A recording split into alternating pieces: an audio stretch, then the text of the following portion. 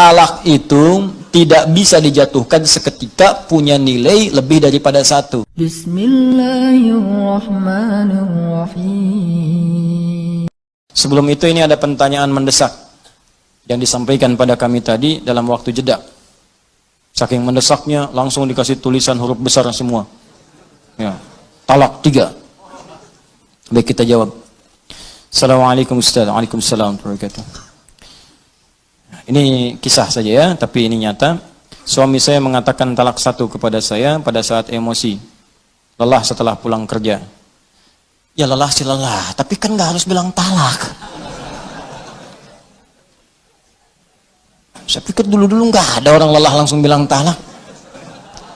Allah, lelah nih. Mah sini. Apa Pak? Talak. Kan nggak begitu berumah tangga. Ya, sebelumnya kita berantem. Nah ini dia. Ibu ini sebetulnya mau berumah tangga, apa mau main tinju? Kan rumah tangga mau buat sakinah, mawaddah rahmah, bukan untuk berselisih. Ya kita lihat dulu dah. Baik. Lalu jam kemudian saya memaksa suami untuk mengatakan talak 3. Di suami pulang lelah, sebelumnya berselisih. Kemudian, baik, setelah itu saya mengatakan talak mungkin karena kesal. Lalu 2 jam kemudian setelah berselisih, 2 jam kemudian saya memaksa suami, ya istrinya paksa suami untuk mengatakan talak 3. Baik. Dan suami saya mengatakan talak 3 dalam keadaan emosi dan tertekan. Setelah membaik, kami menyesal. Suami berkata tidak ada niat untuk mentalak 3. Itu terjadi atas dasar tekanan dan paksaan dari istri. Baik, pertanyaan, sudah berapakah talak yang jatuh kepada saya? Baik. Jika suami mentalak saya 2 kali padahal belum ada rujuk sama sekali. Baik, tolong dijawab ya Ustadz dengan jelas agar saya paham dan memperbaiki rumah tangga. Jazakumullah khair. Saya senang dengan kalimat terakhir. Saya senang sekali. Ya, saya senang dengan pertanyaan ini karena ketika pertanyaan ini ditanyakan, diajukan, itu tandanya Anda memang ingin berislah. Ingin mendapat kebaikan dari Allah, itu yang paling baik. Ada Al-Quran di surah keempat, ya, surah An-Nisa ayat 35. Fa'in khiftum shiqaqa bainahuma fab'athu hakaman min ahli wa hakaman min ahliha.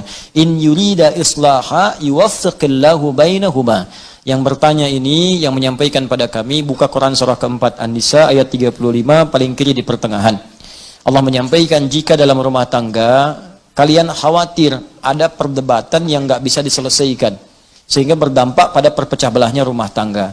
Maka kalau nggak bisa menyelesaikan sendiri, maka undang atau tanyakan pada orang bijak, hakaman. Orang bijak, orang paham hukum, orang bisa memberikan solusi. Bukan curhat pada orang yang menambah masalah. Awas, ini rumus di rumah tangga kalau sedang punya masalah, ibu khususnya, jangan curhat pada orang yang bisa menambah persoalan. Cari orang yang bisa memberikan solusi, boleh cerita. Boleh cerita, tapi bukan pada orang bisa hanya berbagi cerita pada orang lain, apalagi media sosial. Hati-hati, cuma ditulis bikin status. Kamu tidak seperti aku kira. Tuliskan. Tungguin komen, itu cuma nyebar sendiri. Nanti begitu masalah selesai nggak bisa diralat. Nungguin komen, datang-datang celing maghrib ada. Kunaon ece, kenapa gitu? Kan nggak lucu. Baik, teruskan ke sini. Balik ke sini. Kemudian kalau sudah seperti itu, lihat kalimatnya in yurida islaha yuwaffiqillahu bainahuma. Jika keduanya ingin islah, memperbaiki, ingin lebih baik lagi, ingin lebih mulia lagi, ingin Allah ridha, maka Allah akan berikan petunjuk kepada keduanya untuk memperbaiki keadaan rumah tangganya. Maka syarat yang pertama sebelum saya jawab ini pada yang bertanya, niatkanlah untuk memperbaiki diri dulu. Jangan sekedar mendapatkan jawaban. Kalau sudah niatnya benar, ingin mendapatkan ridha Allah, ingin memperbaiki, insya Allah akan lebih mudah jalannya untuk diperbaiki dan untuk mendapatkan kenikmatan lebih baik dibanding dengan hari-hari sebelumnya yang telah dilalui. Maka baru kita bicara kepada hukum. Ini dulu perbaiki niat. Kalau niatnya benar kata Allah, saya akan beri jalan supaya rumah tangganya lebih indah, lebih nyaman, lebih samara dibandingkan persoalan-persoalan sebelumnya. Baik. Maka hukumnya yang pertama apa? Yang pertama, talak itu tidak bisa dijatuhkan seketika, punya nilai lebih daripada 1. Itu punya jeda, punya interval.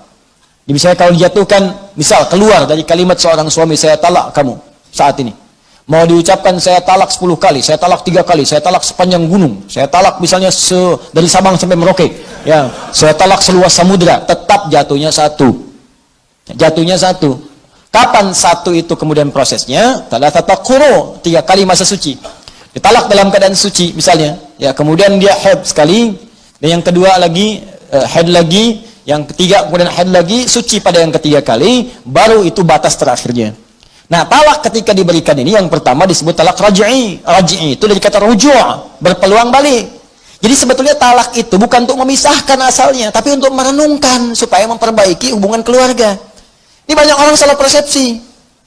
Ya Allah itu saking sayang dengan rumah tangga, jangan pisah, jangan pisah, jangan pisah.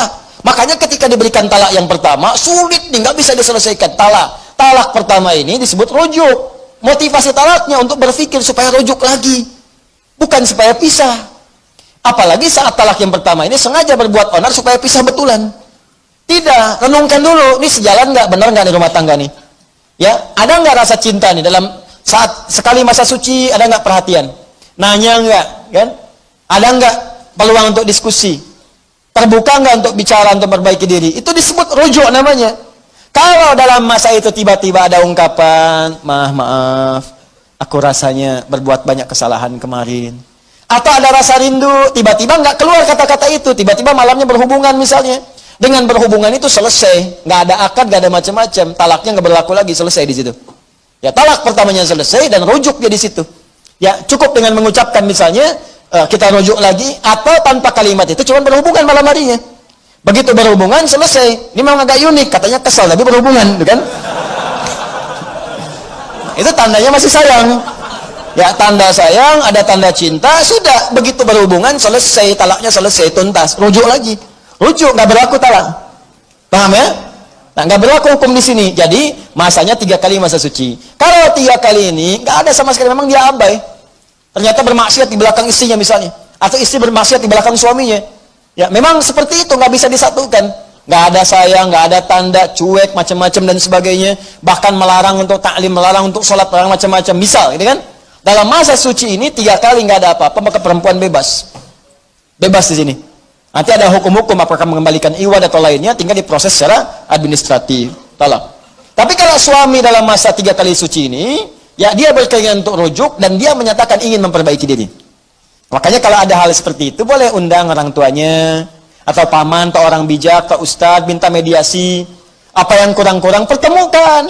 Dan berniat memperbaiki. Kata Allah, kalau niat memperbaiki, saya bimbing. Tapi kalau semua merasa benar, dan merasa sempurna, nggak akan pernah selesai. Ingat ya, di rumah tangga itu pasti dua-duanya punya kekurangan, karena manusia. Yang sempurna itu cuma malaikat. Sering katakan itu. Quran surah ke-66 ayat ke-6. La ya'sunallaha ma amarahum wa yaf'aluna ma yu'marun. Malaikat itu sempurna, enggak kenal maksiat. Malaikat makhluk benar, enggak kenal salah. Setan makhluk salah, enggak kenal benar. Kita ini manusia, malaikat bukan, setan never. Ya, enggak pernah jadi setan, enggak akan pernah kita mau jadi setan, bukan malaikat. Karena itu kalau salah memang manusia, dan itu menandakan bukan malaikat, makanya kita salah. Untuk membedakan kita dengan setan, kita tobat, setan nggak tobat. Itu aja tandanya. Jadi kalau di rumah tangga ada suami salah, wajar karena suami bukan malaikat. Tapi untuk membedakan suami dengan setan, suami tobat, memperbaiki diri. Itu caranya. Istri salah, wajar ya istri, bukan malaikat. Mau dituntut sempurna, nggak akan mungkin. Kalau pengennya nikah sama malaikat sana. Tapi malaikat nggak punya hasrat, nggak ada nafsu, nggak ada macam-macam. Tugas itu sempurna, selesai. Ya, wa yaf'aluna ma yu'marun, nggak ada fungsinya kaitan dengan hasrat seksual dan sebagainya, nggak ada, kosong. Ya, makanya kalau istri berbuat salah, ya itu tandanya manusia. Masya Allah mama, manusia seutuhnya. Oh, Masya Allah. Kok papa tahu barusan salah? Ya, tapi untuk membedakan perempuan dengan setan, ketika salah, maka dia bertobat, setan tidak. Gampang sebetulnya. Nah, ini suami dengan istri kalau ada salah, merenung. Oh, mungkin dari kesalahan ini Allah ingin menyempurnakan sifat-sifat kemuliaan kita untuk belajar lebih baik lagi.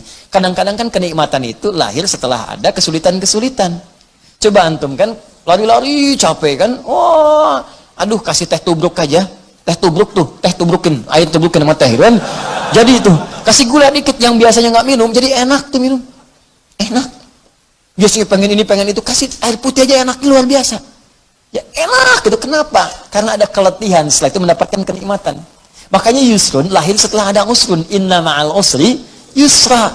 Di rumah tangga tuh kalau udah ribut, setelah itu senyum, jadi enak senyumnya itu. Nikmat, jadi canda, jadi macam-macam dan sebagainya. Ya, ya udah Pak, kita baikan, ya udah. Papa sekarang mau kemana? Ke hatimu. Udah itu enak aja, dul. Ya. Ya. Nah, jadi seperti itulah ya. Jadi wajar kalau ada persoalan. Yang kedua, jangan sembarangan mengucapkan kalimat-kalimat seperti ini. Karena ada 3 hal. Ya thalathatun, ada 3 persoalan. Jidduhunna jiddun, candanya itu jadi serius, seriusnya serius, candanya serius. Ya, diantaranya apa? Ada nikah, ada talak. Ada nikah, ada talak. Makanya jangan bercanda dengan hal talak. Bisa jadi serius. Ya, jadi serius. Termasuk dengan pernikahan. Ini yang saya ingatkan juga, sinetron-sinetron tuh hati-hati. Kalau akad-akad nikah itu mesti dibiaskan kalimatnya, jangan disempurnakan. Itu kalau kemudian dia ucapkan dengan sempurna, saya nikahkan kau dengan si fulan dengan anak saya segini dan saya terima nikahnya. Benar, kemudian walinya benar, terpenuhi ada semua, jadi itu. Jadi, ya kan? Sama dengan talak seperti ini. Jadi, saya percepat, ini hukumnya tidak berlaku talak 3, tidak berlaku. Talak pertama, jatuh dia hukumnya kalau diungkapkan dengan perasaan sadar, dengan benar. Kalaupun nanti emosi dan sebagainya, dan dipancing pada hal seperti ini. Ya, kalau sedang emosi, sedang marah, duduk. Kata Nabi kalau berdiri, duduk. Kalau sedang beraktivitas, diam dulu, supaya tenang. Kalau sedang berdiri, duduk. Jangan berselisih dulu. Ya, marah, diam dulu. Makanya Nabi itu kalau ada persoalan di rumah tangga, diam. Didiamkan dulu Sayyidah Aisyah, diam dulu, supaya berpikir semua. Sebab kalau sedang marah bicara, pasti keluarnya kasar. Kasar keluarnya. Kalau sedang marah tangan bergerak, pasti kasar, kencang. Tuh. Ya, seperti itu. Kemana-mana nantinya.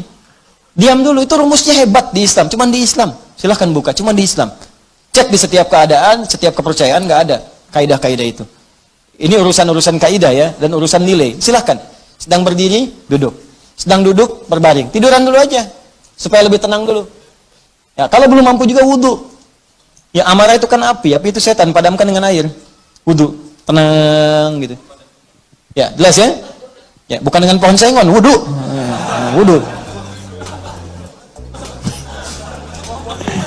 Sudah, saya kira selesai jawabannya. Jadi sekarang yang bertanya pulang ke rumah, istighfar. Ya, malam salat bersama-sama, suami jadi imam, istri jadi makmum, minta ridha Allah Subhanahu wa taala, minta bimbingan Allah, insyaallah setelah itu rumah tangga dalam keadaan damai dan tenang insyaallah.